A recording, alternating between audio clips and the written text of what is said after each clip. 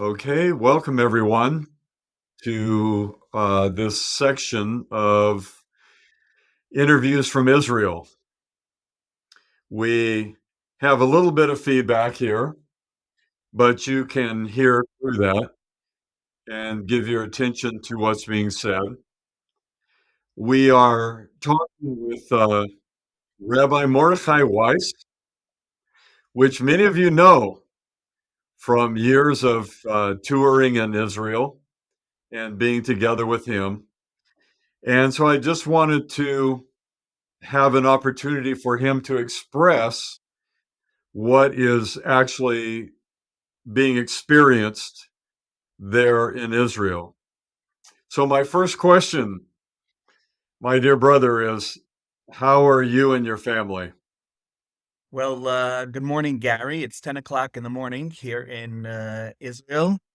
Uh, can't believe that it's going to be almost 2 weeks since this all started, and it's really quite amazing the amount of support and prayers that we have been receiving. I mean, I'm receiving messages and phone calls from people I have not heard from in decades.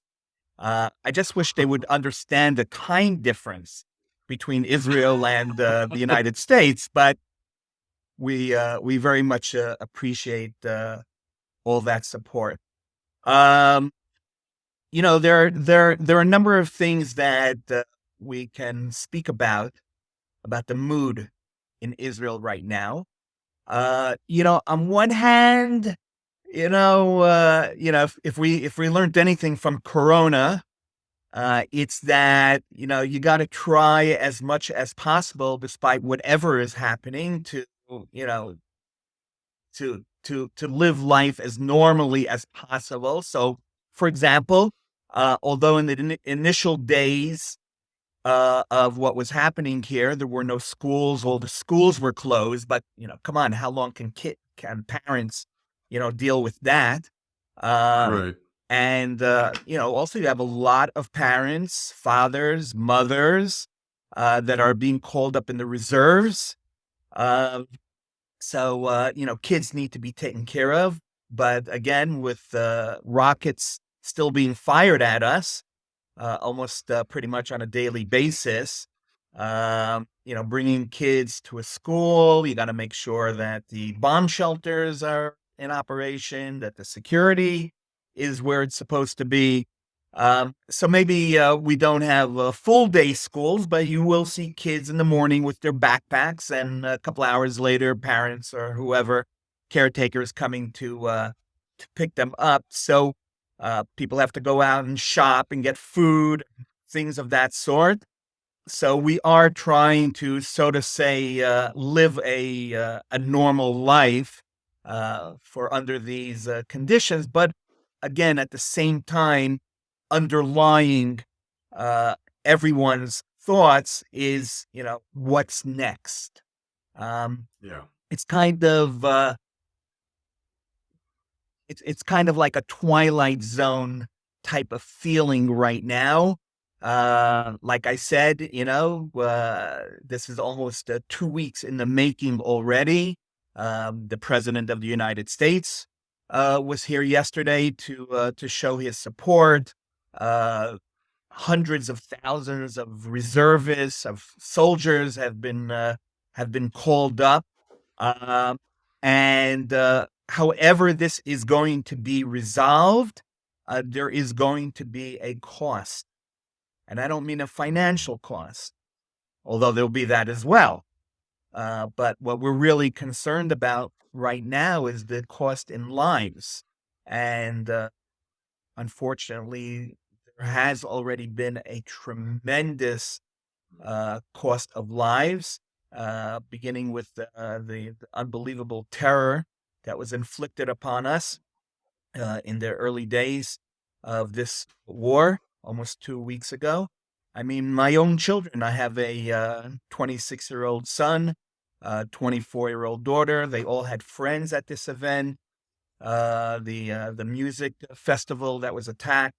Uh, some of their friends survived miraculously.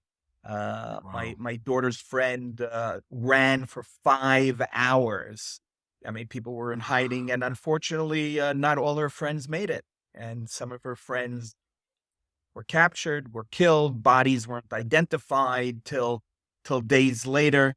Uh, so this has, of course, had a traumatic effect on all of us here, and everybody. I mean, literally everybody is chipping in and doing, whatever they can. I just left my wife and daughter, so they're busy baking rolls, challah rolls, 300 challah rolls for the soldiers that are stationed here in our community. They're making plans Sunday morning to make this big, breakfast. Fresh scrambled eggs. It's actually one of the funny things that I've seen online is a picture of an overweight Israeli soldier because of all the snacks that all the people are sending the soldiers and the notes and from people all over the world. Um, so all of that going on and more. Wow. Well, I know we continually hear the incursion into Gaza, and my question is, do you feel that's being held up because of the hostages and trying to figure out a way to actually approach this? Well, if you're asking my my layperson opinion, and of course, this is something that all Israelis are talking about with each other, what's taking so long and all that. And of course, we're praying that whatever is going to happen is being well planned, and we assume it is. Uh, um, yes, in answer to your question, I would assume that where the hostages are being kept and all that is playing a part in this. But at the same time, um, like everyone else, following the news, every day you hear about strategic uh, locations that are being targeted by the Israeli army. Just a few hours ago, they knocked out some important command center leadership. Uh, uh, Again, lives will be lost. And Mhm. these are our children that you're Right. talking about. Yes, in the world, it's, the Israeli army and Israeli soldiers. But for us, it's Mhm. our children. It's our neighbors' children. It's very personal, very, very personal. Yes. And the more, I mean, again, my thinking is, the more that we can do to lay the groundwork so that when we get in there, please God, and take care of whatever needs to be taken care of. If we can do it as best as possible in a way where there will be even less danger for our children that are going in, the better. So that's again my layperson thinking that is hopefully possibly one of the reasons for the delay is that instead of Right. just rushing in, um, and maybe that's exactly what Hamas expected us to do. Maybe they expected us to just rush in, and they're ready for that. They've got their tunnels and whatnot. And maybe by doing it, this way. uh, Um, but speaking to my son, my 26-year-old son, who he served in the Israeli army and he's helping out now, of course. He happened to be in Dallas, Texas, when this broke out, and he, got back here as quick as possible. That's a whole nother story. The amazing story of thousands and thousands and thousands of people, thousands and thousands and thousands of Israelis who are scattered all throughout the world. And usually, when there's war, people run away. All of these guys, they're rushing to get back here. I mean, it's Yeah. mind-boggling. I saw photographs of El Al flights where there wasn't enough seating on the plane. They allowed dozens of these kids to sleep in the aisles of a commercial airplane in order to get here to Israel. I mean, you ever heard of such a thing?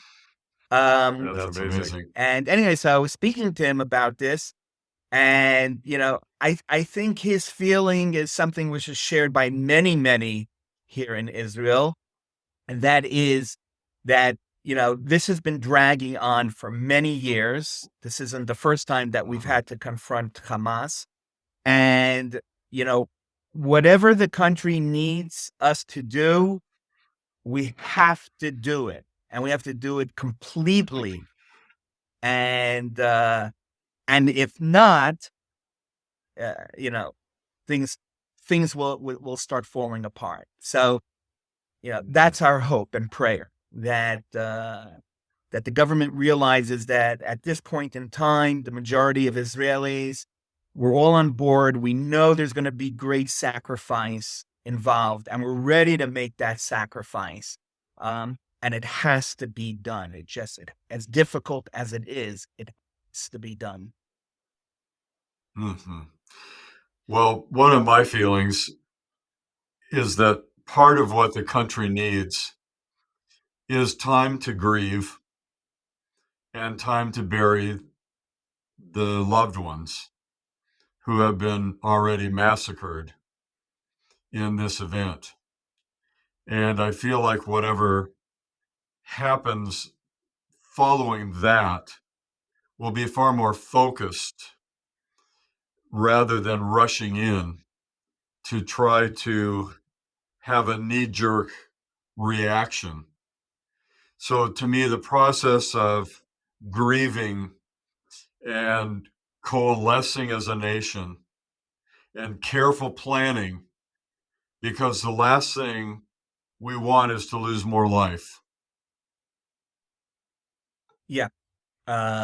It's everything associated with the horrific deaths. I mean, they're still finding bodies. I mean, Right. even today, I read they found the body of I forget, a mother and a child or a father and a child burnt on a staircase in the house. This is over a week later. Um, I have a neighbor. He's a dentist. He works for the army, and all the identifications that have to.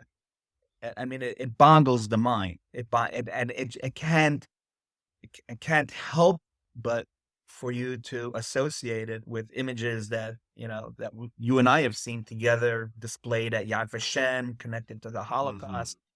I mean, it's just so, and the psychological impact that this is happening. Let's say on the people that are responsible for collecting these bodies. It's just it you know But, a phenomena that we have here in Israel is the concept of what's known as a lone soldier. Yeah. And basically, the definition of a lone soldier in Israel is that, most soldiers in the Israeli army have family here in Israel. Um, we're a small country. So even you're serving in the army, it's not like you're deployed overseas to wherever. Um, every week or so, you come home and you have somebody do your laundry, and you get a nice meal and you enjoy Shabbat with your family before and you have a place to just crash when you need to. But we also have soldiers in the Israeli army that don't have family here. Um, Individuals who came here, emigrated here, made aliyah from all over the world, from Russia, from Ukraine, from the United States, from Europe, from all over. And the government, the military, of course, takes special notice of this. They get different benefits, to help them with housing and stuff like that. But when a lone soldier is killed, because there's no family here, there's almost no one to show up for the funeral. So very often when that happens, word goes out that there's going to be a burial of a lone soldier, and thousands of people, show up at the cemetery in order to show their love and support for these soldiers who gave their life for our country, not having any family here.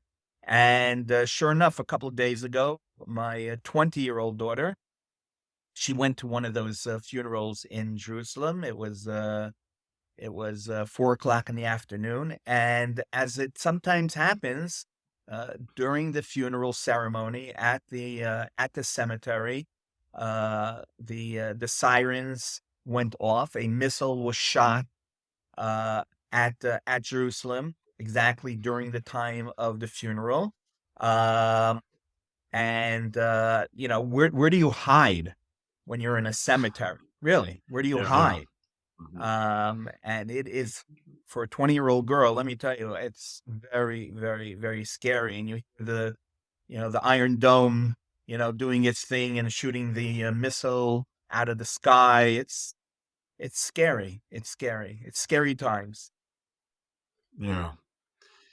Well, it is very difficult time, and one thing I want you to know is how much we appreciate uh, having this time with you so that we can have a feeling of what's really transpiring there. As I said to you earlier, this is a war of information as much as anything else. The, the disinformation is always against it. And so I think for people to feel your heart and to hear your stories of what is taking place in Israel is very, very important. And I want you to know from our last conversation that we at Hargrave Ministries are raising money for United Hatzalah, as well as Yad Eliezer and Shiloh Children's Fund and others to help immediately during this time of need. And so our hearts and our prayers are with you. And hopefully we can get together every few days and get a report of what's happening on the ground. Well, thank you so much, Gary.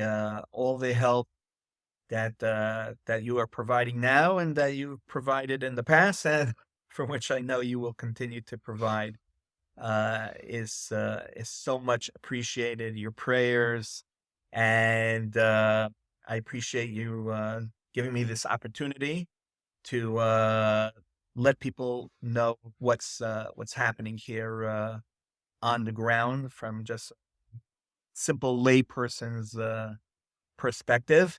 And I'm really looking forward to having you back here in Israel. Yes, can we just go to a winery and relax? Only one? Okay, well, thank you for your time. I'm going to stop this recording and then maybe we can take a minute and plan our next session. Okay, thank you, Gary. Please send my love to Thanks so everybody. much, Warren. Thank you. Will do. Bye.